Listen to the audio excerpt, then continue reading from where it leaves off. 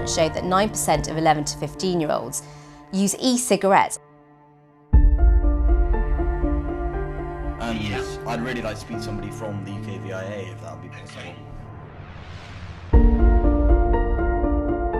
It's an addiction.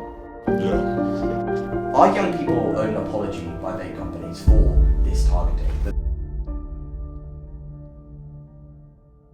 First, I wanted to speak to the people that this issue affects most, young people. One young person spoke to us on the condition of anonymity, so we've hidden their face and changed their voice. Right. Can you give your age and your location? 16, West London. So my name is Harry Triggs. I am 21 years of age. I'm Vish. I'm 16. I'm Daniel. I'm 17. Talia, 18. My name is Davlat. I'm 16. My name is Justin Alberto Rudd. I'm 17 years old. First, I wanted to get a sense of how many young people are vaping.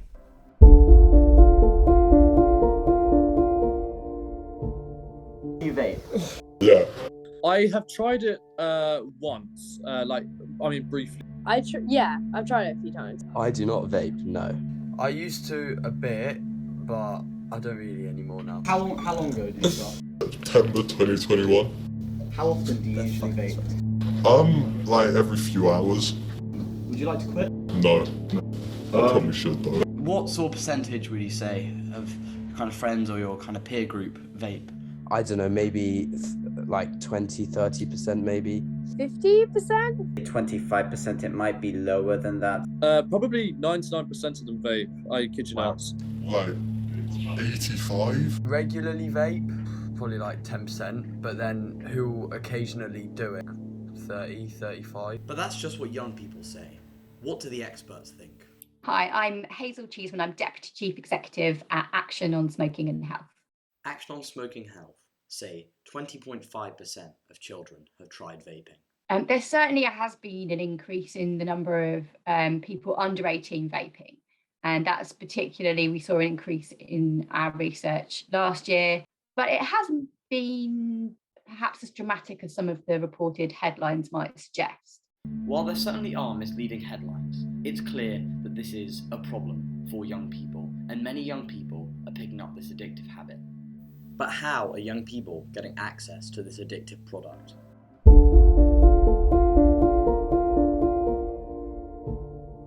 Do you know how, especially underage people are getting vape? Either older sibling or actually too commonly, if you put a bit of makeup on and you could look 18 or even 16, a lot of these shops will just give it to you without really a second thought. If you go into any corner shop, there's 20 bajillion joules in there for you to get. Deliveroo. I've Uber Eats to vape to a party before. I had a discount code, it was cheap. Corner shops, they do discounts. You've also got many corner shops who will just sell to you regardless of how old you look or, if you've got an ID or not. So I don't know how serious the ID process is, but when I see 14-year-olds with vapes, it's clearly not good enough. It is an offence to sell a product to somebody under the age of 18, but clearly shops and all sorts of other types of retailers are selling products to people under the age of 18. And we could do something about that. We could put some more resource into enforcement. We could inform retailers. So there's definitely stuff that we could be doing right now that we're not doing. Corner shops and delivery companies are failing young people at the moment, and young people are easily able to access vaping products. Trading standards haven't been able to clamp down on these sales, and it's clear that the licensing system doesn't work. There should be a proper fine system in place as well. We reached out to trading standards for comment, but none was provided. But there still remains a simple question. Why are young people deciding to vape?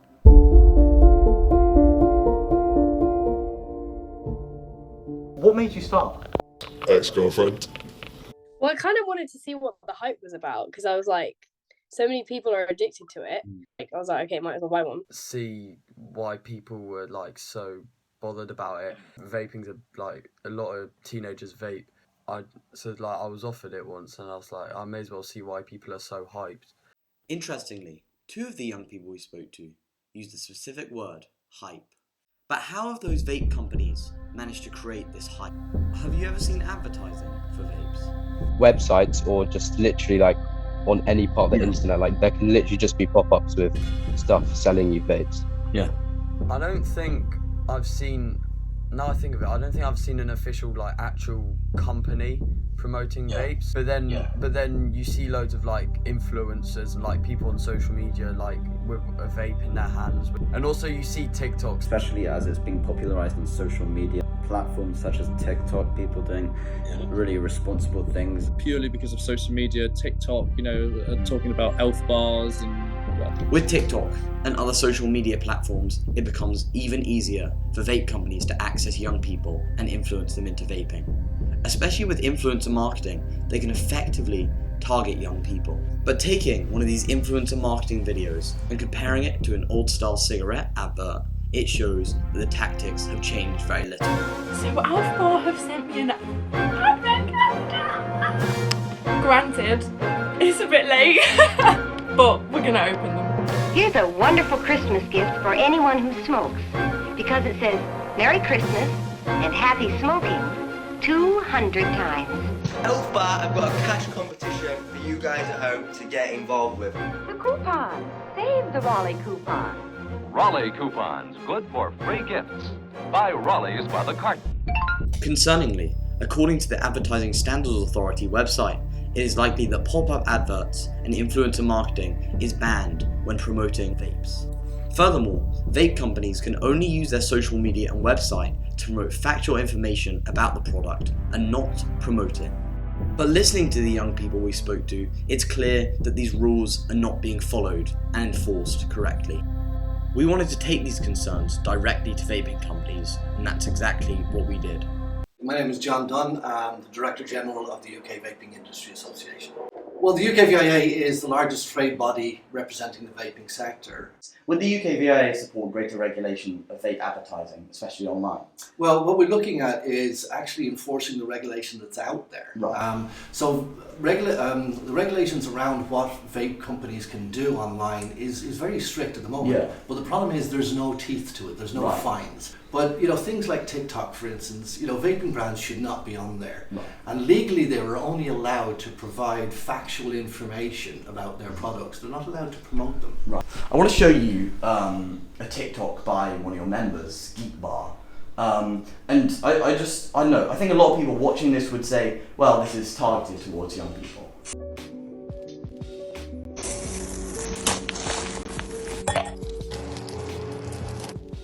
Right, that's not what you say promoting factual information about. Well, absolutely, but then again, that's not exactly geared towards young people either.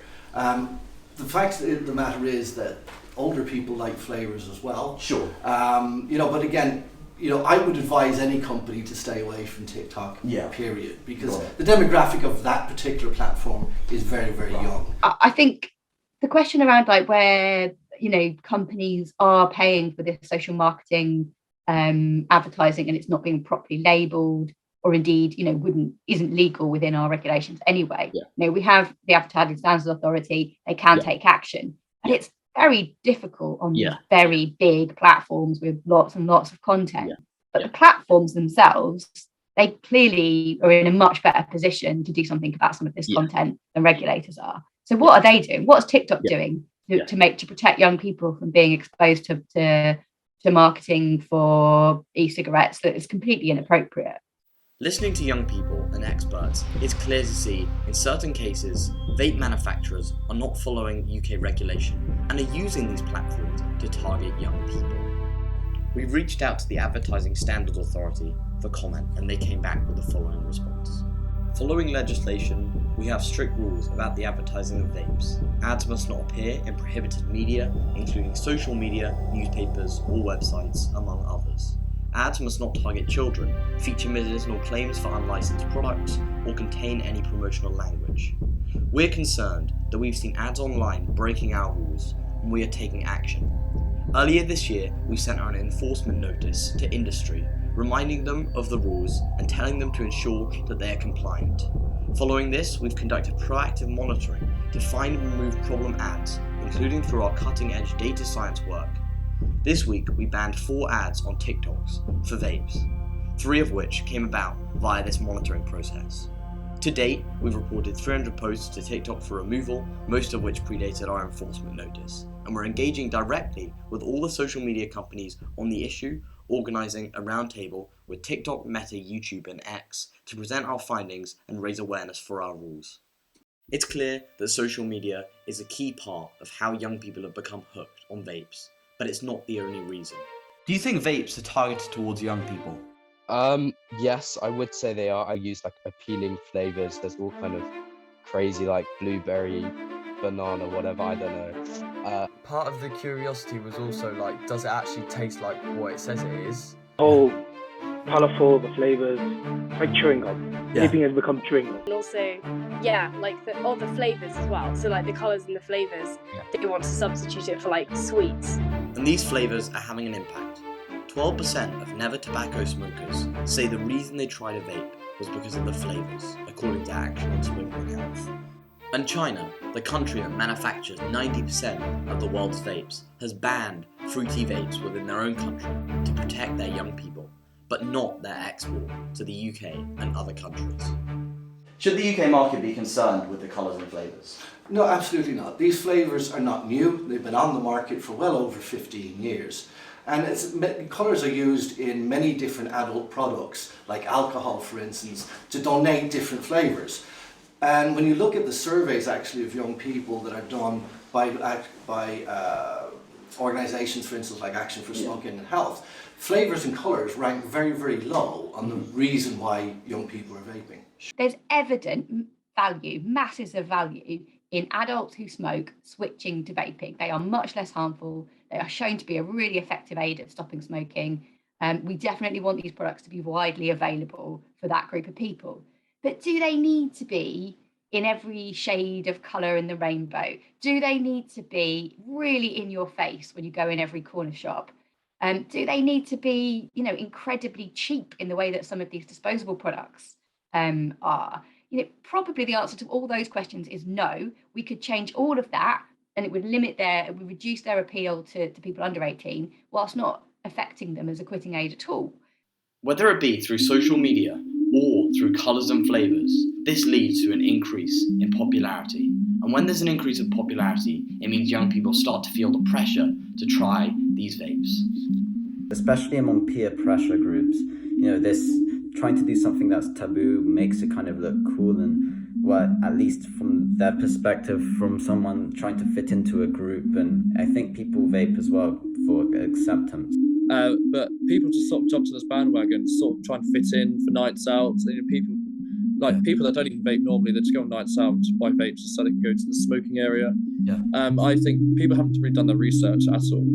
It's so normalised to the extent where you just see like little kids with jewels. In society where it's kind of been normalised to vape, but I think the main thing, and what probably other people would agree, is just the reason people vape is because they get involved, because they know people who vape, and you can be at parties and it's very easy for someone to come up to you and be like, hi, like, do you want to vape, do you want to use it? And it all goes back to that kind of same thing of, especially at our age, when you want to be involved, you don't want to be excluded from the group, you kind of, I guess you conform, and you think, because your other friends are saying, it's not that bad, only do it once. But yeah, mainly for belonging, I think, is the reason people would vape.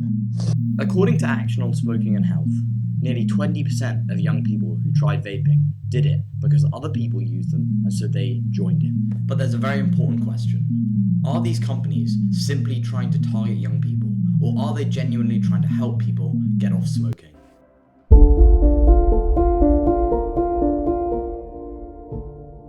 The arrival onto the market of these disposable products appears to be what has driven the kind of change in behaviour.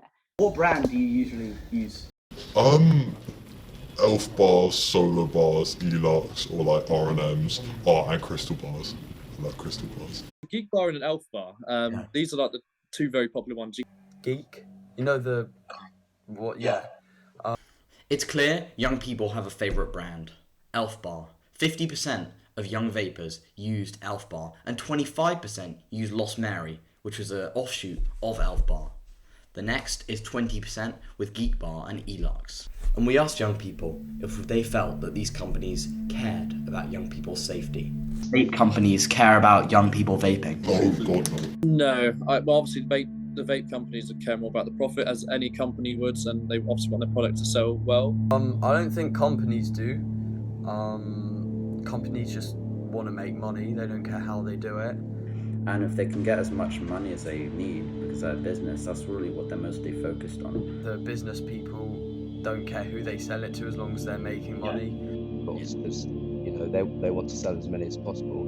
So I don't think they care particularly about the physical or mental well-being of young people, because I think the companies that make these vapes in the first place, I mean, they'll know what they're doing. They're aware that these products they're selling, they are addictive and they are damaging. They're fully aware of that, but I don't think they would care too much about the effect on young people, because obviously if they did, then they wouldn't be trying to make them as appealing to people our age. Is that you've got very big profit-making organisations who can see profits to be made from that are not in the public interest, that are not to the benefit of public health. There are plenty of responsible vaping retailers out there who are really committed to producing products that will help people stop smoking. But there are plainly people that see a profit in selling these products in ways that are just not to the benefit of society at all. Yeah. And, you know, we need regulations to keep pace, because you've got to keep pace with the kind of least genuine actor in the market, because that's how it works. Yeah. Earlier in the film, we looked at these vape companies' social media record and saw that many of them have broken and are continuing to break UK regulation when it comes to social media and are targeting young people. Furthermore, we saw with the colours and flavours that these companies are not doing a good enough job. So are these companies really in it for the right reasons? We put these claims to the UKVIA once again. Every young person we spoke to said they felt vapes were targeted towards young people, including mentioning UKVIA member Geek Bar by name.